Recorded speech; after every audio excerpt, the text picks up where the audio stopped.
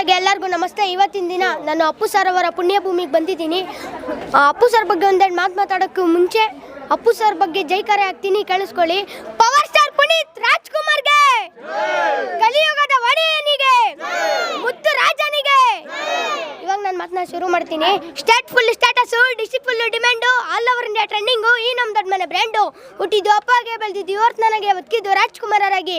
ಯಾವುದೇ ಸ್ಟೆಪ್ ಆದರೂ single tackle ಮುಗಿಸೋ ನಮ್ಮ ನಾಟ್ಯ ಚಕ್ರವರ್ತಿ, ಡೂಪಿಲ್ನ ಮುಗಿಸೋ ಏಕೈಕ ಕಲಾವಿದ, ಸಾಹಸ ರತ್ನ, ಯಾವುದೇ ಕಾಂಟ್ರವರ್ಸಿ ಇಲ್ದರೋ ರಾಜ ರತ್ನ. 64 ವಿದ್ಯೆಗಲ್ಲ ಇರೋರೊಬ್ಬರೇ ಬಸ್ಸು, ಅವರೇ ನಮ್ಮ ಅಪ್ಪು ಬಸ್ಸು. ಹಿಂದೆ ಹುಟ್ಟಿಲ್ಲ ಮುಂದೆ ಹುಟ್ಟಲ್ಲ, ಕರುನಾಡು ಕೊಂಡ ಅಜಾತ ಶತ್ರು, ನಗುಮುಖದ ಒಡೆಯ, ನೊಂದೋರ್ ಮನೆ ನಂದಾದೀಪ, ಈ ನಮ್ಮ ಪರಮಾತ್ಮ, Karnataka Ratna doctor Puneeth Rajkumar and doctor Rajkumar. ಹಾಗೆ ಇನ್ನೊಂದು ಮಾತಾಡೋಕ್ಕೂ ಇಷ್ಟಪಡ್ತೀನಿ. ಆ ದೇವರಿಗೂ ದಾನವರಿಗೂ ಆಗಿನ ಕಾಲದಲ್ಲಿ ಜಗಳ ಇತ್ತು. ಆ ದೇವರಿಗೂ ದಾನವರಿಗೂ ಆಗಿನ ಕಾಲದಲ್ಲಿ ಜಗಳ ಇತ್ತು.